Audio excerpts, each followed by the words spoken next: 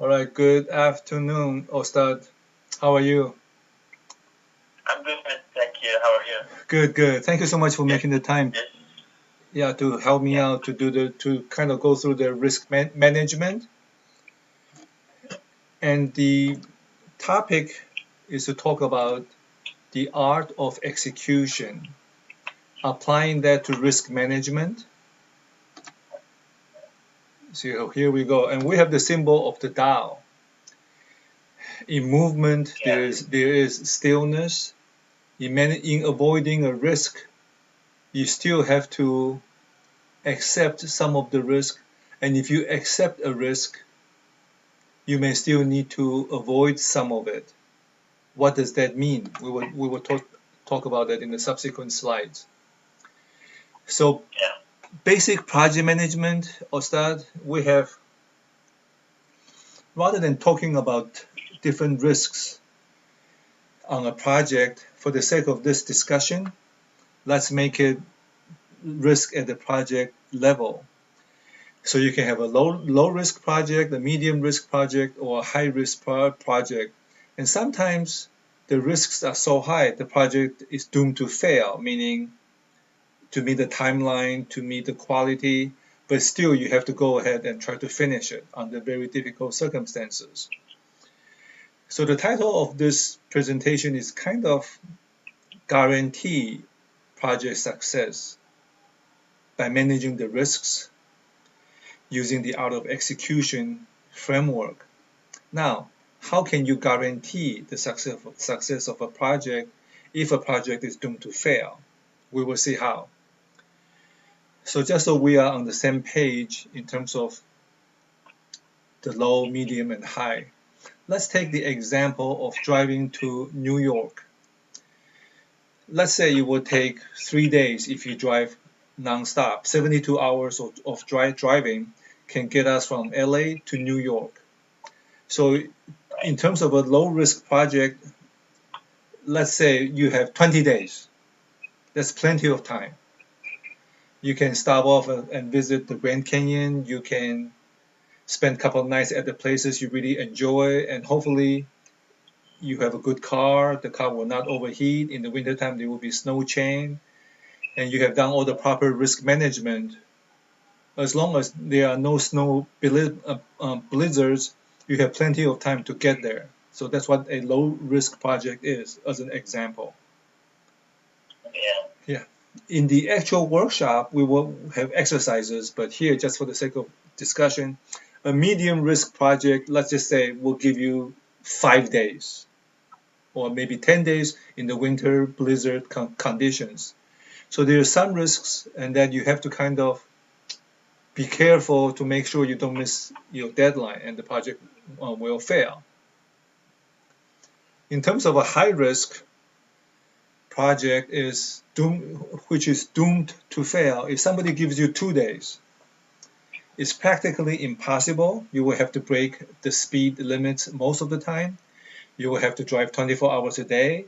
But maybe if you have 4 drivers, it's possible, but it's very high risk, almost like 95% chance you will fail. Okay, so those are examples of the low, medium, and high.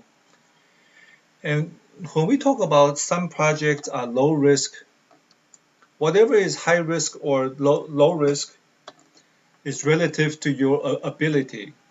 If you have done something 10 times previously successfully versus somebody who has never done it with no experience. So the same project can mean different risks to different people, right? Does it make sense so far, Ustad? yeah, yeah, Yeah. So everything we said, yeah, yeah. So everything we said up until now is pretty much basic project management, right? yeah, Okay. So we can avoid the risk, we can mitigate the risk, or we can accept the risk. Moving on. yeah, I will share 4 major principles here. And for the sake of this discussion, the principles are designed towards the scenarios of low, medium, and high risks projects on the previous slide. yeah, So the bear hug principle. That's just a name, hopefully an easy to remember name, that says you have 20 days to drive from LA to New York. You have plenty of time. You have plenty of resources to meet your goal. So even if it's a very complex problem, but you have enough capability, you have enough skill, you have enough money, resources to do the right thing. So in those situations, let's call that the bear hug principle. So pretty much you can avoid the risk of the project failing altogether. Like if you have 20 days to drive to New York, you really don't have to worry about failing the project unless you crash along the way, right? Yeah, right. Okay, and the second principle is for the medium risk type of projects where you don't have lots of money, you don't have lots of time, you don't have lots of resources to get the right skill sets on the project. So let's call that aquarium principle. So basically, risk management becomes very important. Risk management allows you to see through things in which you have no experience by asking questions. You can bring the future to the present. And also because we have no experiences for such projects in the past, we can bring the past to the present by talking to different people. So this is about extensive diagnosis and preventing crisis from risks. And the idea for the aquarium principle for these medium risk project, medium risk could be the project could be very simple or very complex. Again, depends on your ability, your experience, and your resources. If you have only 2 hours a day to work on it, then it's a very high risk because of how much time you have to dedicate to the project. Anyways, the aquarium principle just says you will not leave anything unknown, opaque, or dark. You will make everything as transparent as possible, just like you are looking into the aquarium. All right, so this is the second principle here. The third principle is geared towards the very difficult project, the very high risk project. High risk is relative, depending on your skills, depending on the resources and your time. So in very difficult situations, even if you have 2 hours a day, or you have 80 hours a day because you got 10 people, either way, the flow principle comes into play. Flow principle basically says you will do whatever you can from wherever you are. And in terms of doing project relationships, task predecessor relationships, I'm not sure if you have come across two projects, right? Start to start, to start to finish, finish to start, finish to finish. For example, yeah, I'm quite familiar with that. Yeah, okay, so you're very familiar with that. That's good. So in the flow principle environment, where it's complex, it's difficult, high risk, the approach is all the tasks have the relationship of finish to finish. Task 1, task 2, task 3, task 4, task 5, meaning all of them can start at the same time. Of course, you should not build a complete house until that part of the house, the blueprint, is complete.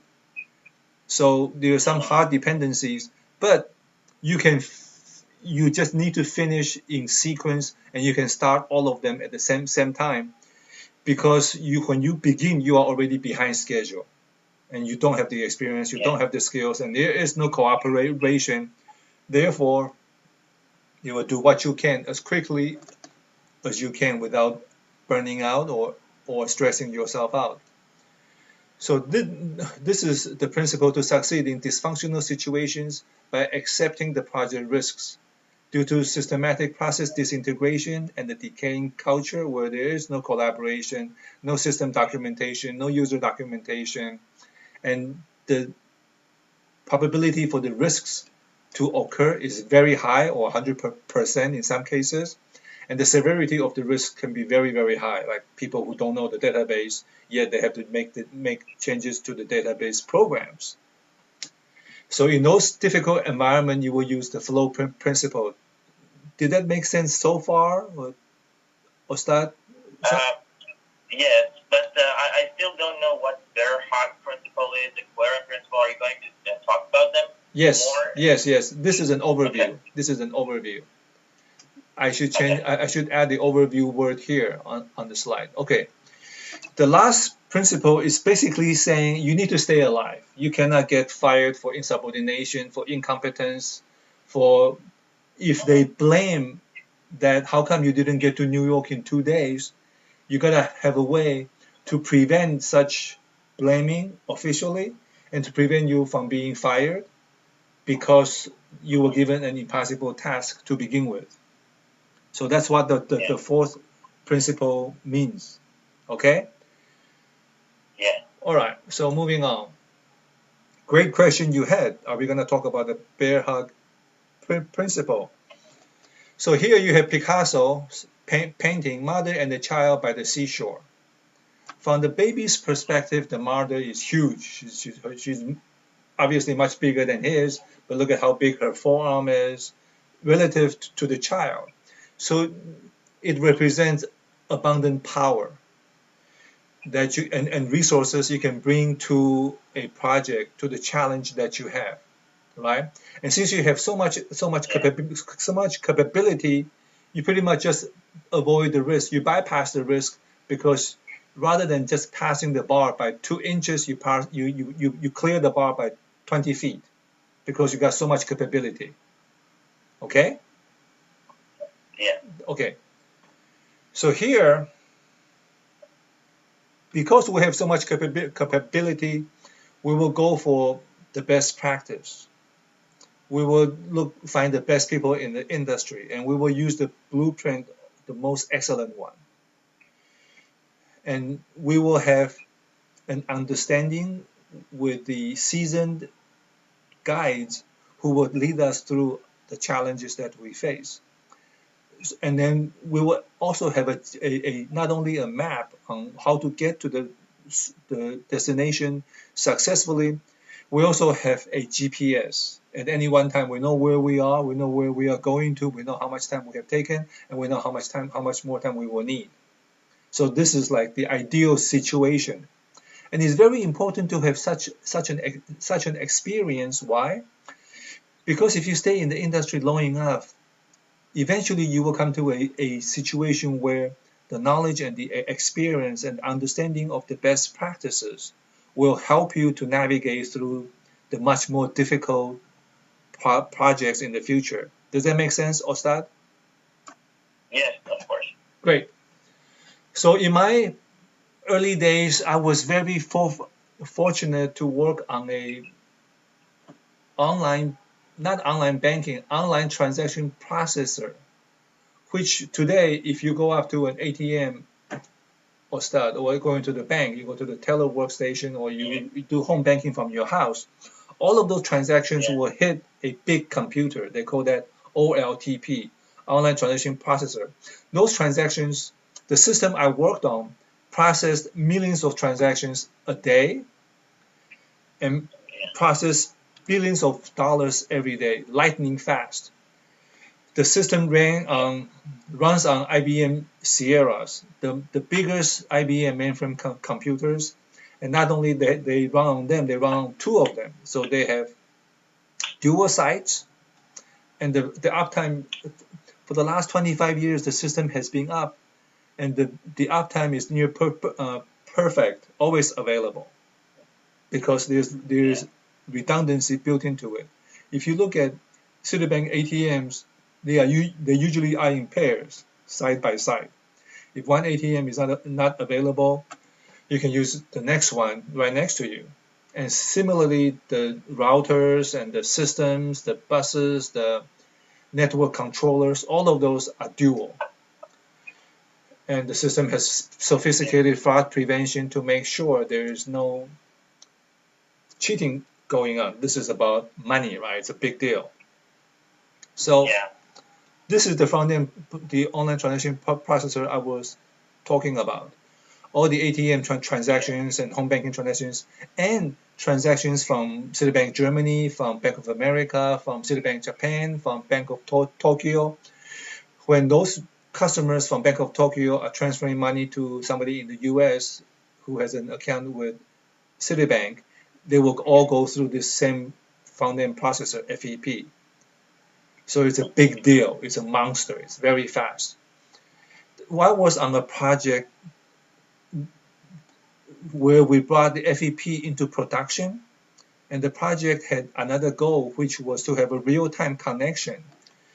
What does that mean? To the back office. When you mailing a check, a payment to somebody, that check goes through the clearinghouse and then gets posted in the back end, and that addition of funds will show up in your account the next business day, right? The funds availability. Yes. That's because there's a handoff, as you can see on the screen. The back office gets the checks, clearinghouse, ACH, automated clearinghouse. Then they will load the information, the balance information to the front-end processor. Then you can see it from the branch teller workstations, from the ATMs, and from home banking. So there are morning loads from the back office to the front-end computer and nightly handoffs. So I was on a project which was to remove the loads and the handoffs and make it real time. So this was 30 years ago, and it was a $500 million project at the time. So it was a big deal. The project failed, except for the piece which I showed you just now. And I had the opportunity. The project was sponsored by the CEO of Citigroup, John Reed. He put a lot of money. He brought in people from MIT, PhD from UCLA, you name it, we had it. And the piece of code which I personally worked on in the bear hug scenario, it was a very complex, daunting, challenging problem to solve. But because there was so much resources, I had no idea. I started my computer science career from SMC, from Santa Monica College. Then I went to CSUN, Cal State Northridge, and I went to LMU, Loyola Marymount University. But I was with guys from MIT, Caltech, UCLA, and so on. So I learned a lot from those people. Back then, I didn't realize that, but now in retrospect, I realized how fortunate I was. So the piece of code I worked on was about financial capture system. Anytime money is being dispensed, when somebody takes fast cash from the ATM hands money out, basically like a teller, right? At the end of the day, they have to prove the dollar amount left in the drawer with how much money was dispensed. So that's called financial processing. So the piece of code I did was basically the online accounting book for Citibank. It was a big deal, and I had lots of support, guidance, and I really didn't know what I was doing, but the people I was with, they were superb. So here's an example, right? When you are a project manager, we are messengers. People managers are the same thing. Hey, can you do this? Can you do this by tomorrow? How many computers do you need? What help do you need? What training do you like to have? Or you are sick, or you want a bigger raise? So project managers and line managers, we basically perform messenger services. Somebody who is in QA, they are there to find bugs. But when you are in the actual production, when you are actually coding or writing requirements or doing the blueprints for a house or doing the design for Intel chips, you are making timeless jewelries. So in the software industry, what you are looking over here, this code was put into production 1987.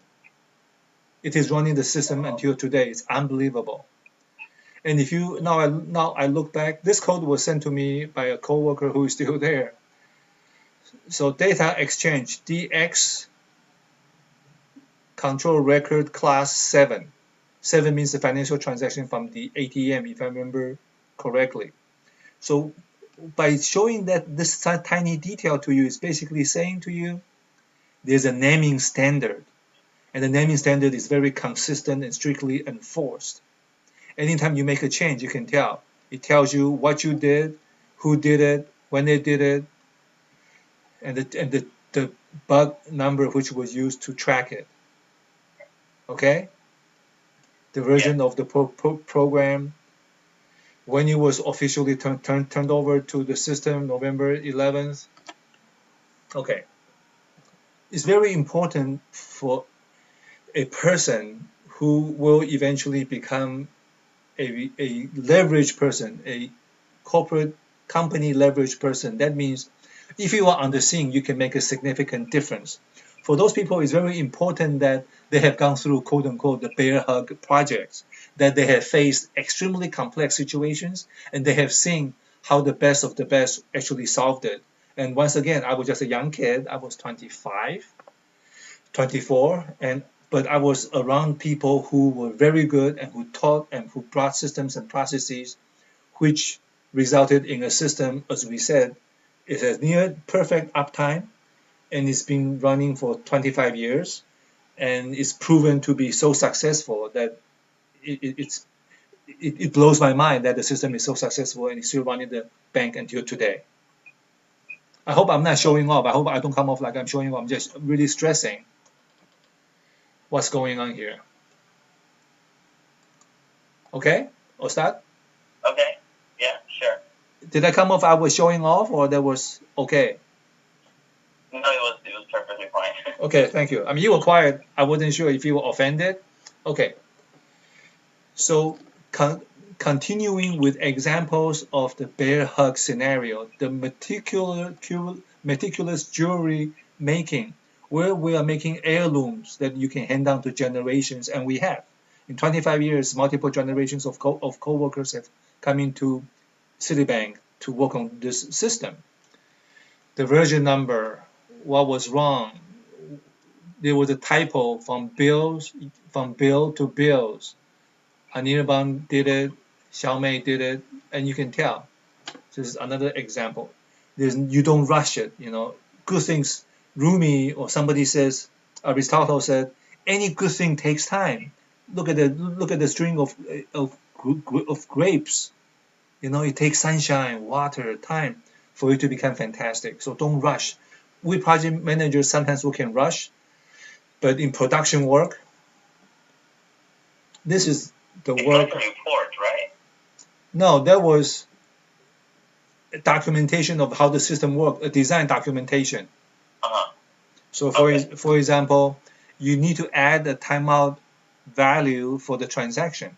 Clovis from Citibank Brazil gave that feedback.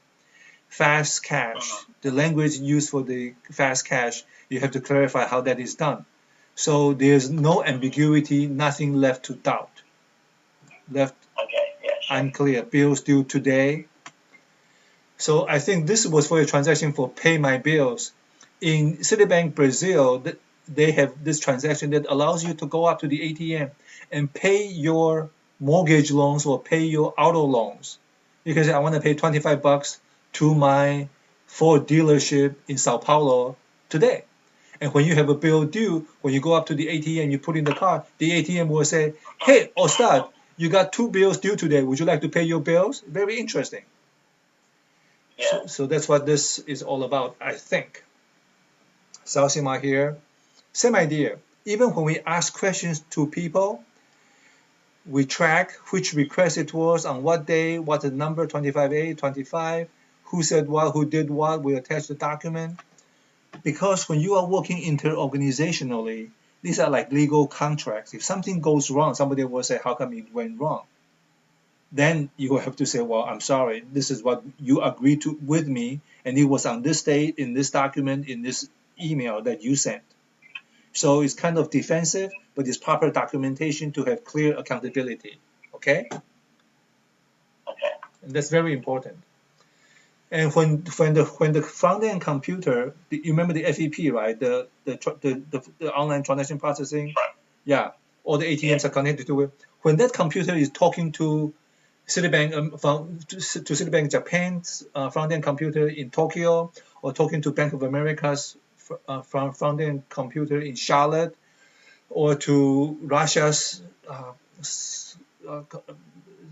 currency exchange system, the message interface, how these different systems talk from home banking to ATM banking, those are called the message level interface. So that has to be clearly defined.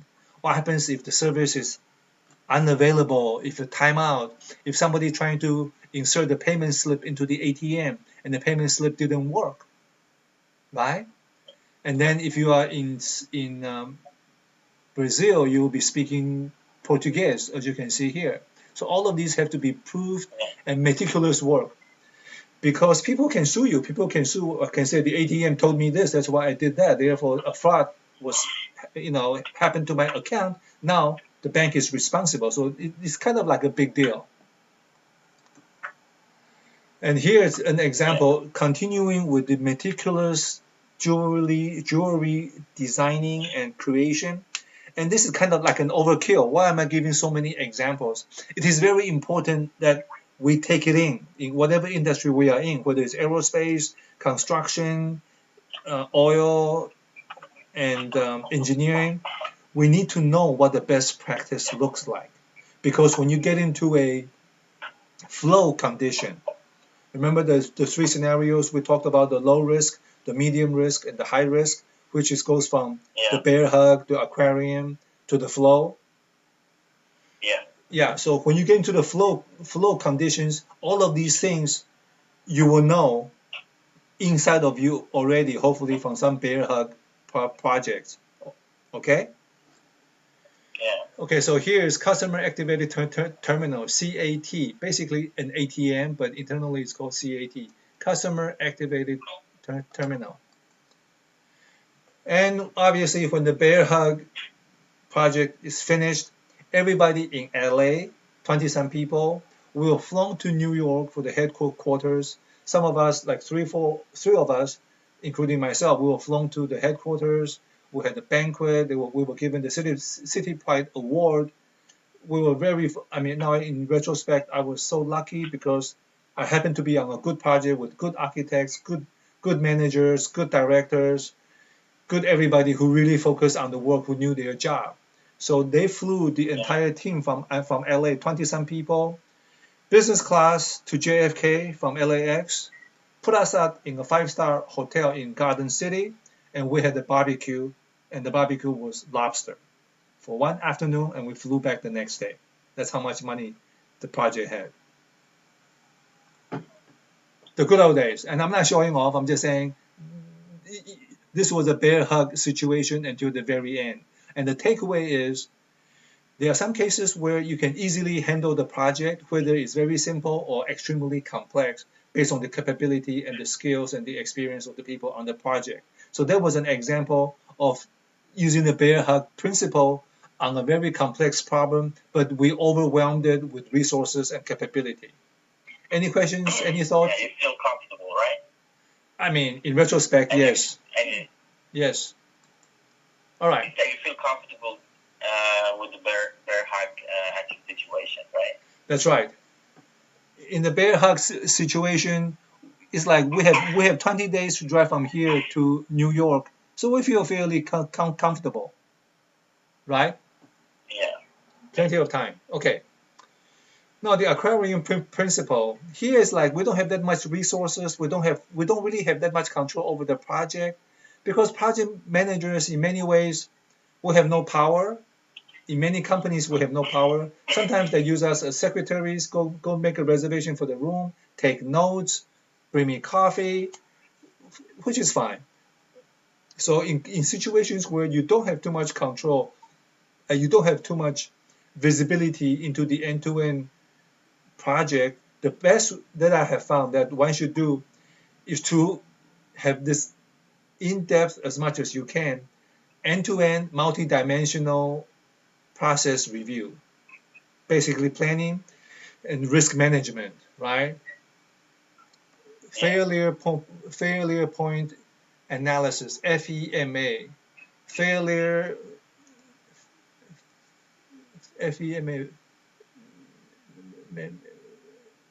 mode, FMEA, failure mode error analysis, failure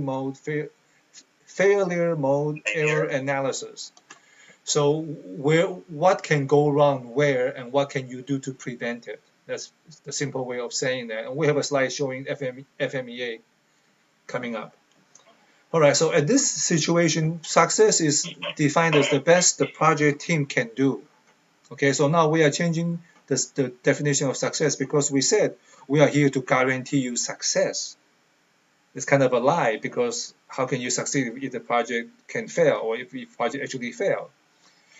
You must define, Coach John Wooden said, success is peace of mind coming from knowing that you have done the best that you are capable under the circumstances. That's how he defines success.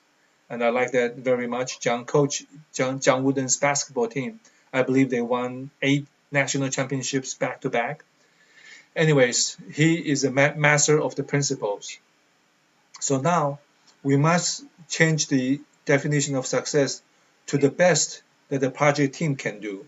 If we don't have the resources, if we don't have the right people, because you cannot just go into any project and replace everybody, right?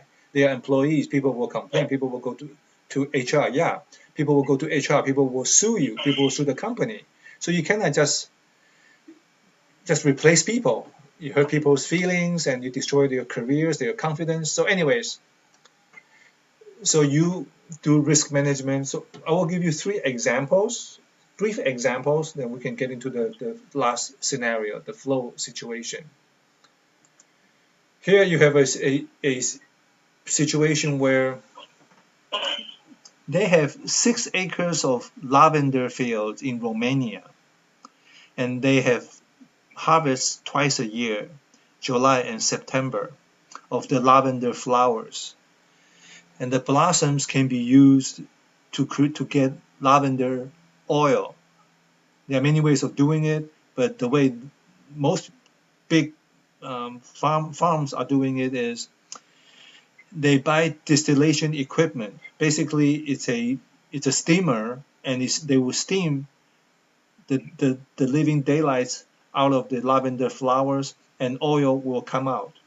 Okay, so that's the lavender distillation equipment. So what you see on the right hand side is the risk management was done on June 23rd of this year. And you can see towards the bottom highlighted, it says, what happens if the distillation equipment got hit by the forklift? What can we do? Should barrier be set up around that equipment so to eliminate the risk of the forklift running into it, for example, right? Or put the distillation equipment on a platform so the forklift cannot get to it. Anyway, so these things were talked about, were written up and emailed out, but it was not adopted. On July 10th, barely after 3 weeks, the forklift actually hit the distillation equipment, and they had to reorder that part. So this is an example of the aquarium principle.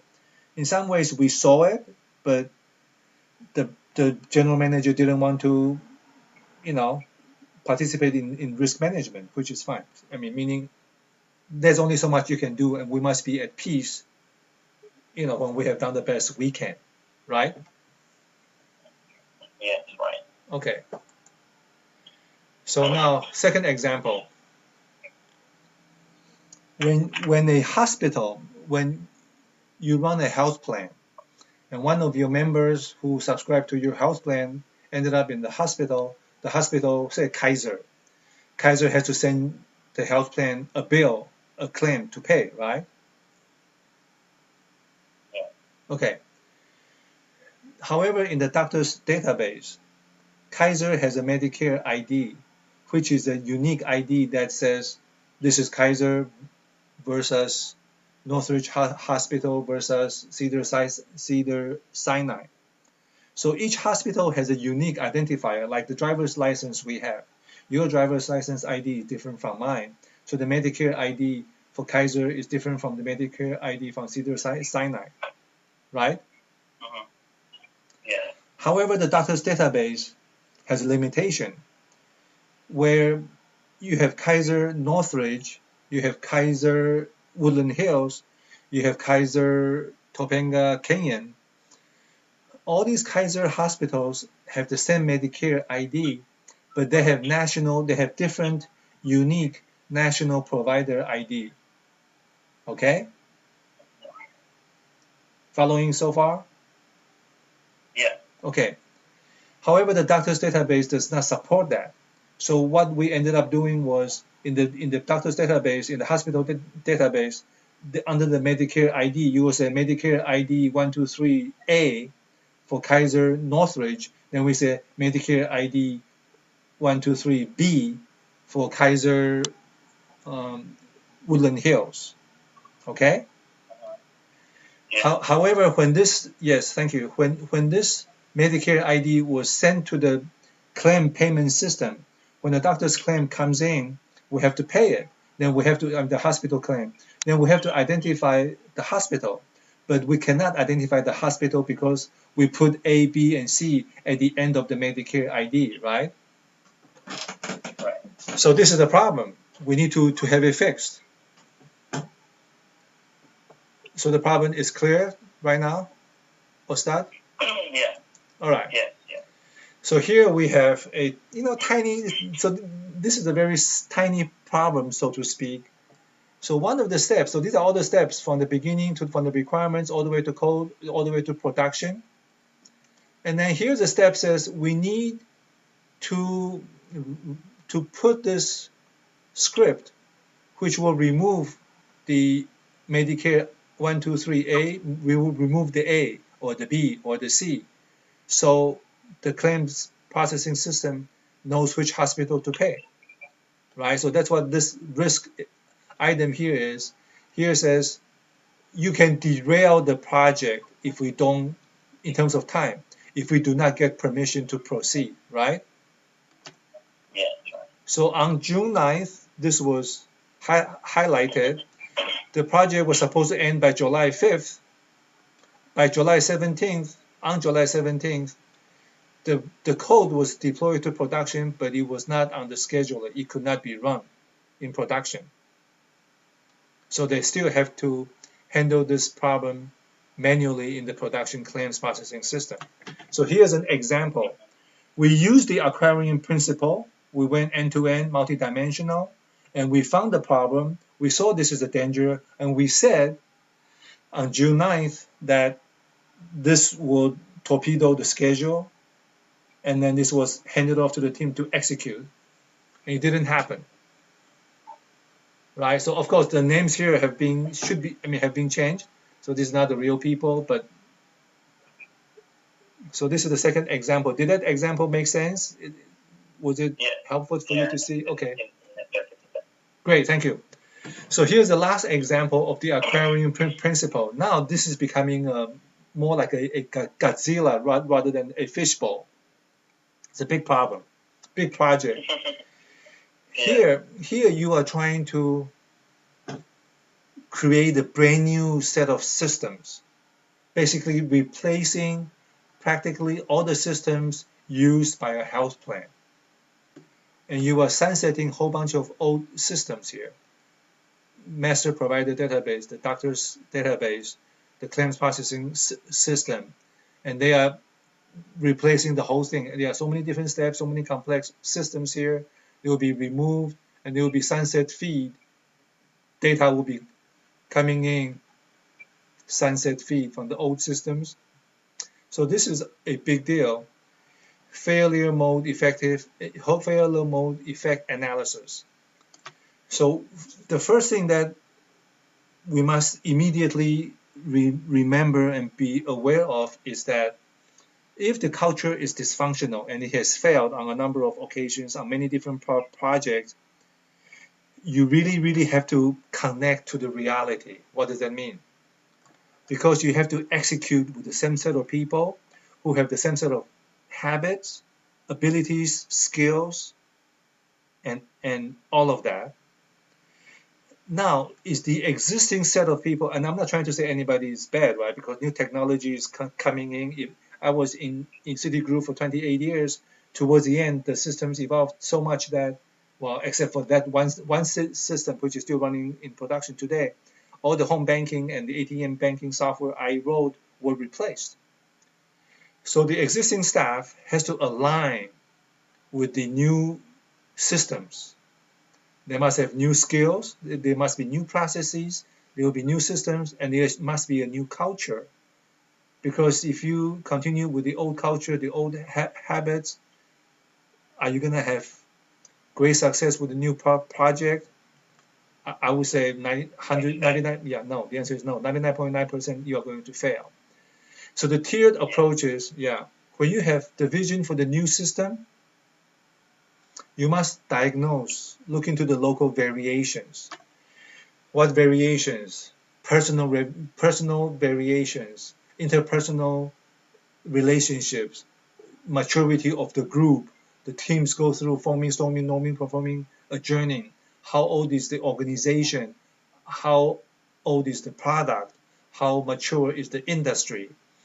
And how much experience does the executive team have? What's the management's ability to handle conflict, to handle technology? There are thousands, hundreds and thousands of factors and variability. So when we have a new set of systems, new vision, new architecture, we must look at the local variations. And we do that through risk management. So at this point, we can use Bear Hug, we can use Aquarium, we can use Flow, depending on how much resources you have and how much talent pool is available. And if you do a Google, it will pretty much tell you the healthcare industry is lagging 15 to 20 years behind other industries in technology. To me, it's shocking. Anyways, so once we understand what the new vision is, we look at the local variations, then we come up with a strategy to succeed. That means we have managed all the failure points where it could go wrong, and we have addressed the risk, or we have accepted the risk, we're going to avoid the risk, or we're going to mitigate the risk. Okay? And one way to mitigate risk for me in highly dysfunctional, non-committed, non-accountable environment is I follow up every single day. They never give me a date. I said, can you please help me with an ETA? They said, oh, I'm talking to Ostad. I was like, fine. Next day I said, can Ostad give me an ETA? Well, Ostad is talking to Ostad number 2. I say, okay, fine. And the following day I say, well, I'm sorry to nag you again. Could you please help me to give me an ETA? It's a very dumb way to approach, but in some environment, that's what you must do. Then you have to align your project management tactics. Like Coach John Wooden did not win any national championship for the first three, four years. And he said it was because the team members were not strong enough. We have to remember the seniors graduate every year and the freshmen come in every year. It took Coach John Wooden like 4 years until the conditioning of the team members are so good that he was able to go to a full court press. What that means is when the other team inbounds the ball, the UCLA team is on them immediately on the other side of the court, rather than giving them free passage all the way down to the other half of the court where they will try to throw the ball into the basket. However, to apply the full court press tactic, your team members must be strong enough. They must have the stamina. They must have done push-up. They must have eaten protein and all of that, right? Right. Yeah. So you will figure out the local conditions, then you will come up with a strategy to succeed. Or you can come up with a strategy and declare failure and say, we're going to hit the wall in 6 months, like what we saw in the aquarium example. The forklift might hit the distillation equipment. And if we don't get the scheduler approved, this code will not run on production every day. We called it out, and it was not executed. So our strategy is we're going to live with failure, and we're going to continue to go through it. However, if risk management is your job, quote unquote, you have succeeded, they cannot blame you when you have put it out there, you have highlighted it, and you have copied not only management, you have copied the executives. Right? Right. So that's the best you can do. That's the best the team can do. If the company cannot perform better than that, They cannot. You have to go on PTO. You have to work on other projects, and so you just be at peace. That even though the project is in failure mode, you still succeeded because you've done the best you can, and the team is doing the best they can. All right. So alignment. We will talk about this afterwards. So this is the last example of the aquarium. You want to bring as much clarity, as much transparency as you possibly can.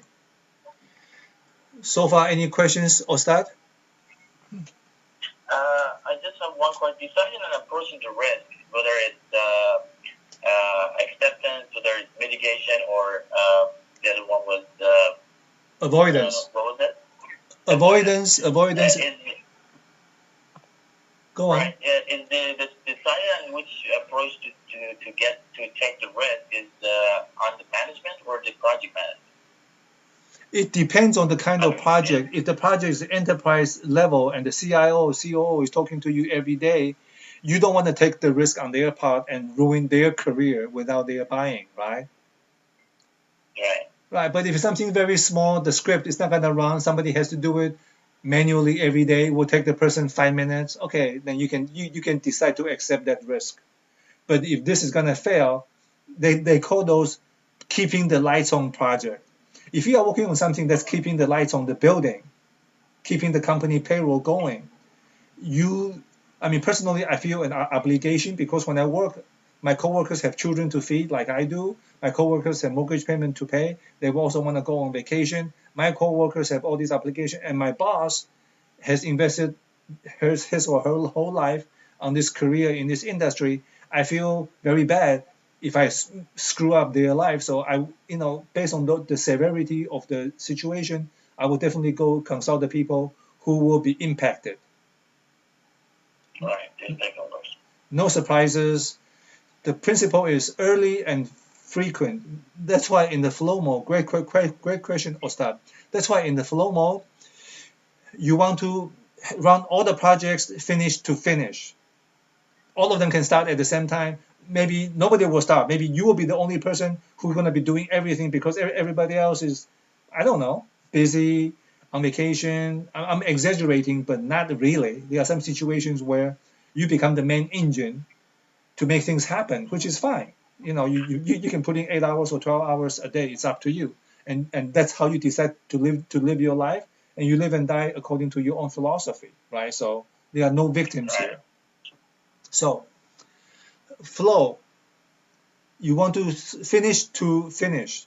All the tasks can start at the same time. Of course, you don't want to, like I said, put in the fireplace before the blueprint for the house is finished. You might put the fireplace in the bathroom, right? So there's some common sense, not so much common sense. You have been through the bear hug, or you have a lifeline to somebody who has seen the bear hug, who knows the best practices, and you are confident that they know, and you can check with them. There are people many people like myself. I tell people my cell phone open 24/7. I don't know anything, but I can do research. I can ask other people. Any questions, text me and I will respond, right? So in a flow situation, you are blindfolded in complete darkness in some cases. Information is not coming to you. No system documentation, no user documentation, no management oversight, no executive focus, no control, no ownership. It's unbelievable, but it happens. There are some companies. Driving engine run. Nice. I taught my daughter how to drive. I tried, the last 6 months, she's driving the last 6 months by herself.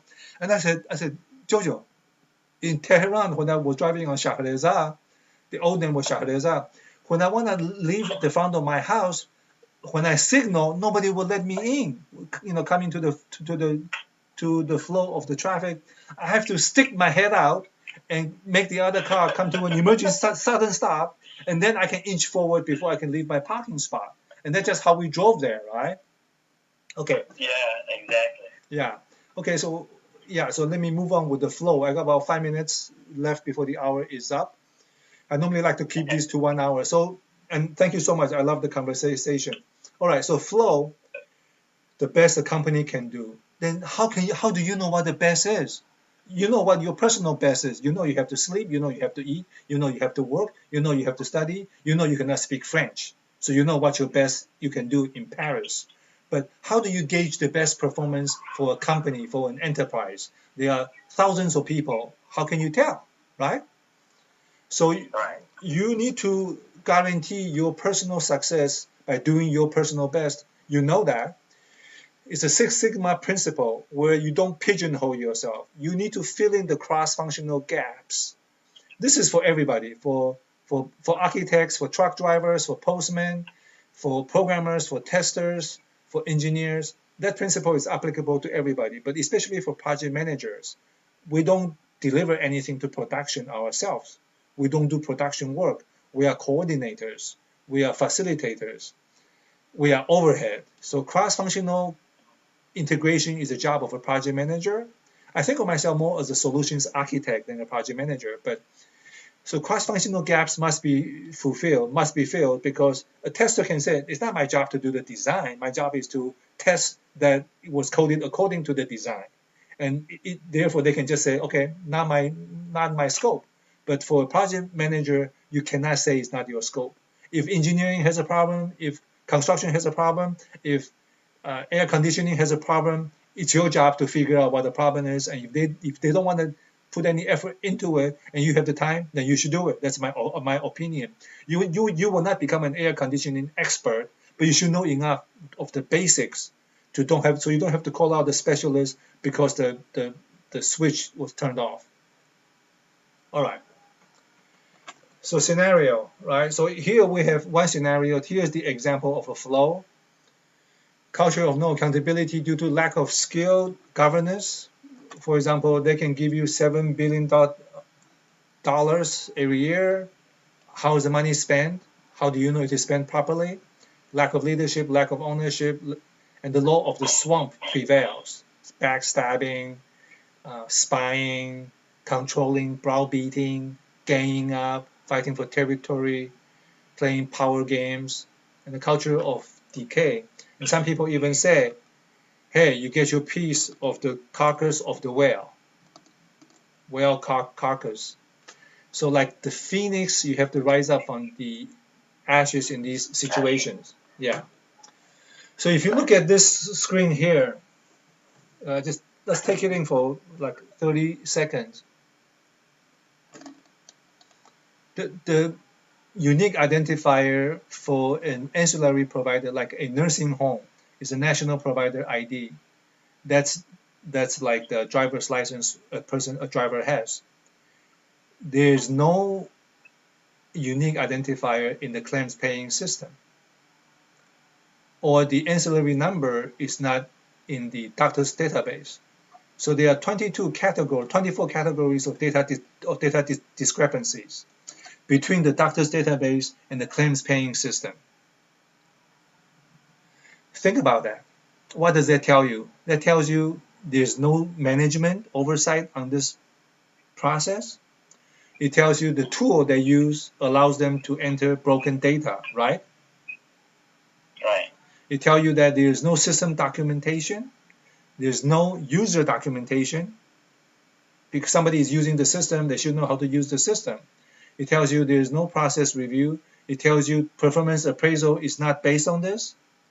It tells you the job descriptions are misaligned because if a data entry clerk or a computer programmer or a data analyst, if this is the result of the collective work, they are not meeting their job descriptions, right? Right. So the job description is obsolete and the performance appraisal system is misaligned and the compensation system is misaligned. The raise will be based on favoritism, who is for me. So everybody is focused on everything but work. Do you agree with that assessment? Yes, sure. All right. I agree. So here is how do you know what is the organizational best? I'm going to be going through pretty fast now. We are over 1 hour now. McKinsey has the 7S: strategy, structure, systems, style, skills, and staff, and shared vision for the company. So these are the macro work components that if they are aligned, you can produce the result that you want.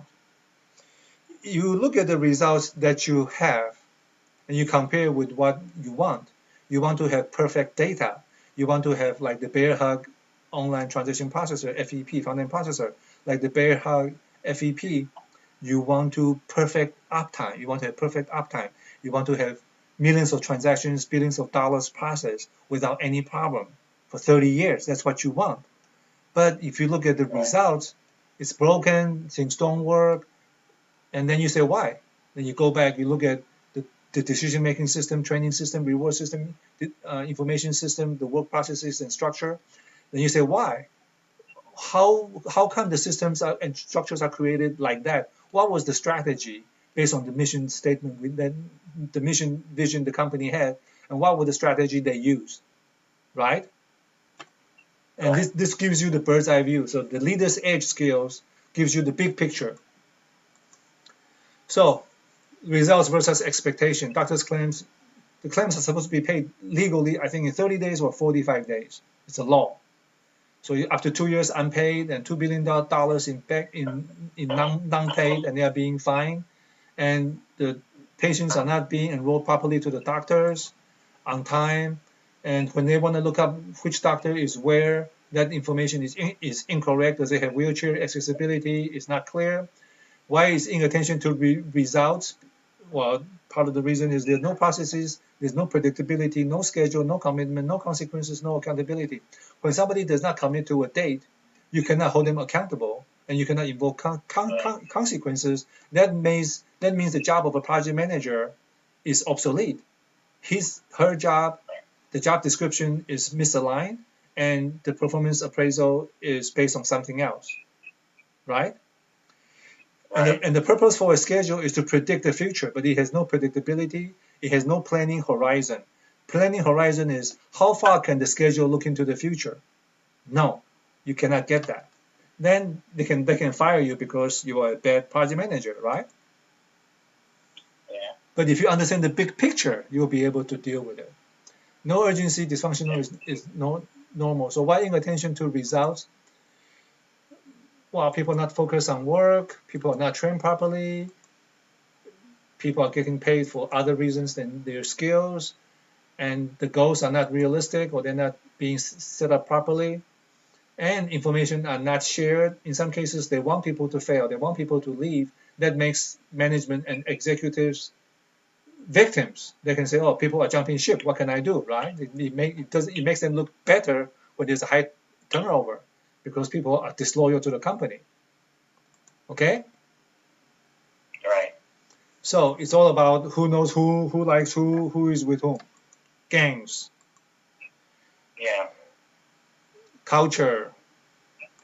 The decisions are made for the club, not for quality. And things are done based on fear rather than reason. So the dysfunction goes on. And mentoring, coaching, creating high performance teams, out the window.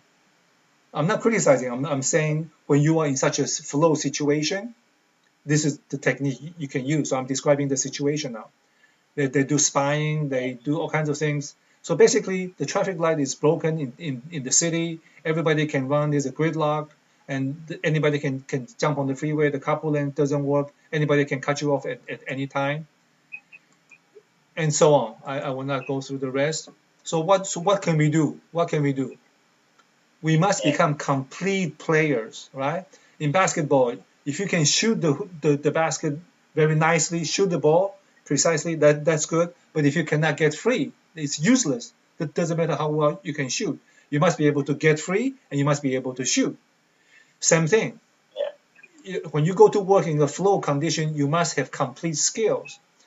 So when you navigate in adverse conditions, as we looked at in the blind, you're basically in the blind, right? Right.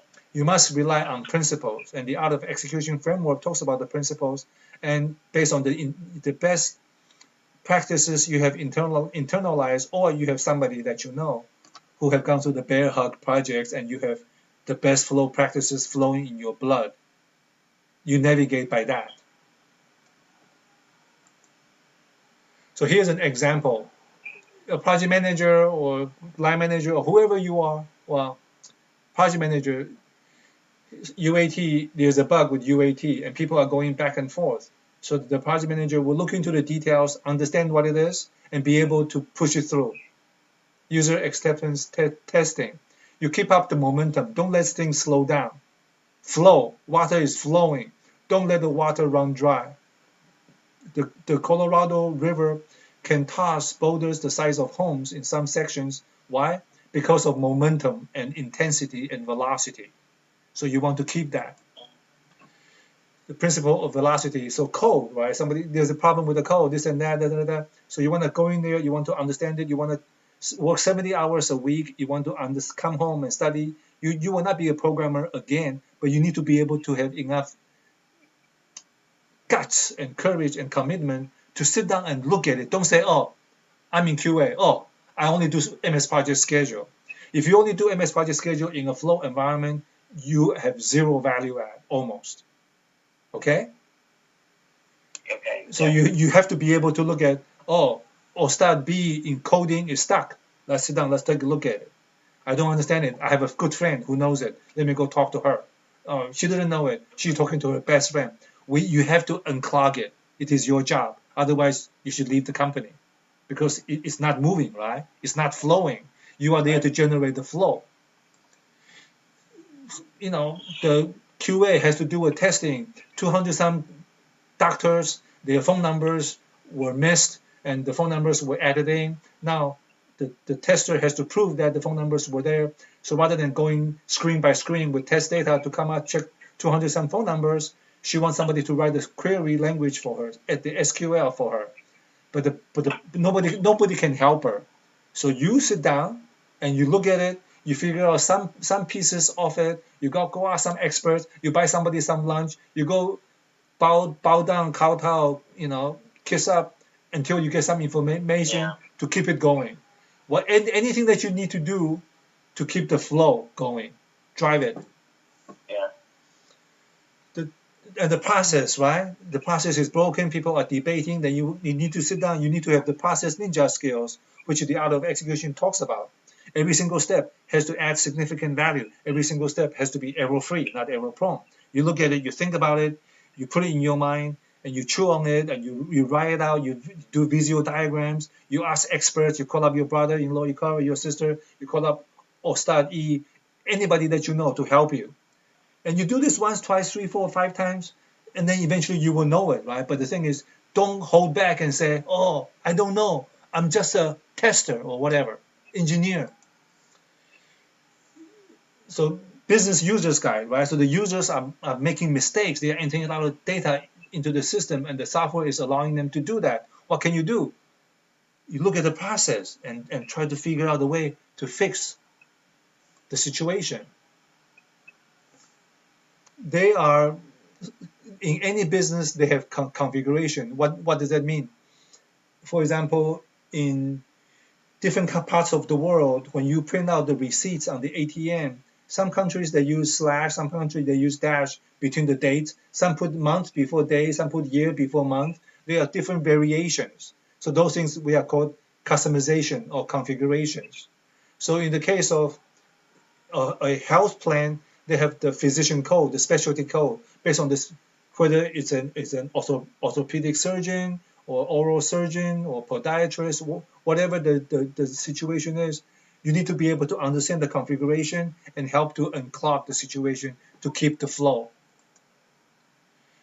And then you need to drive the requirements. Basically, you need to be able to flow and drive all aspects of the project to keep it going. Did that make sense so far for the flow, Ostad? Yes. Okay, it's 1 hour and 10 minutes. Let's finish up in 2 minutes.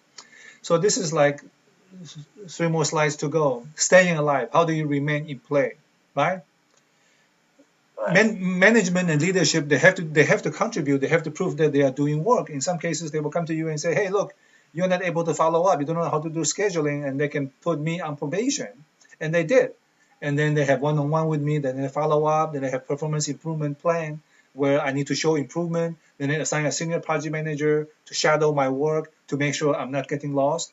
But because I understand the big picture, the organizational structure and the work components and processes. And I'm not showing off. I've been in corporate America for 35 years. I understand a few things. I understand processes. I understand a little bit about technology. I've been in technology for 35 years. I have bachelor's, master's in computer science, and then Citigroup paid for my second master's degree, 100% in advanced tax-free as well, to USC, got an MBA.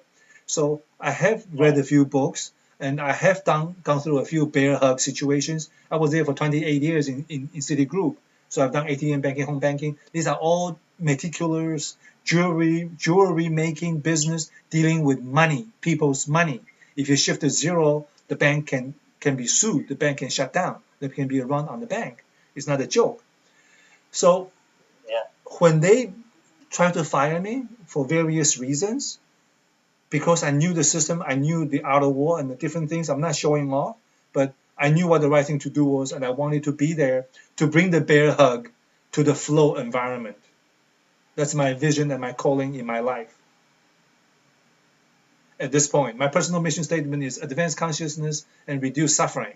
So this happened. So in a flow situation, that's the purpose of my life. I know a few best practices from the bear hug situations, and let me bring it to the flow, to this dysfunctional environment. All right. So when they try to kill you, you need to understand the ecosystem, all of it. And then when they come after you, and maybe I deserved it, you need to be very careful. You don't want to be hostile or insubordinate. You want to say yes. If they email you and say, oh, you missed the one-on-one again, like they emailed me, you have to respond and say, oh, I'm sorry, I didn't know there was a one-on-one. Or it was on the calendar. Or I'm sorry, it's not on my calendar. You have to put this in writing, because if it happens twice, they go to HR, then you are insubordinate and you are fired, right? Right. And during that period of time, even a coworker from some other group, wanted to talk to me, I would not go meet her in the conference room, one-on-one in a room, because all she has to do is come out. I'm not here with you. I'm not trying to pinpoint anything, but I was very cautious. They can just say rape, or he scratched me, or whatever. Sexual harassment. I will be walk out the door, right? So you got to be very careful. And there were some other funny things going on. I challenged about some project. Why the funding? Why are we doing it? Who is checking the invoices? So I was afraid for my physical safety. And I told my wife and my daughter, be careful. There's something going on at work. You guys be aware of your environment. So the risk of no promotion. Everybody want to go climb the corporate ladder. Everybody. At one point, I managed a program of 100 plus people. The program director for this ATM offshore program. But I didn't really enjoy it, the kind of work I was doing, getting signatures and moving equipment from the US to India, whatever. So I think the most important thing every day is to improve your skills significantly and to value add significantly. And your personal skills is your context-free power. That means what? That means if you have a power because of your position, when you leave your position, your power is gone. But if you have knowledge and skills, that you take with you context-free, and that knowledge and skills gives you power locally on the production chain. I will go up the management rank and go into some management position again if the production engine is doing very well. Then it's important for the driver to drive. But if we're not even able to drive the car down the road, it's most important to fix the car and get the engine going, right? So in my particular case, I tell some of these people, I said, look, I'm fumbling for the baton at this point in my life so I can pass the baton on. Nobody has the baton. And this is a picture here, not to show off. I kind of hesitate. I'm not one to self-aggrandize and to say I'm good. It's an interesting experience in some flow environment. You can get burned down. The environment's burned down. You can be burned to ashes. You can be targeted for eradication, for ejection. You can be put on probation.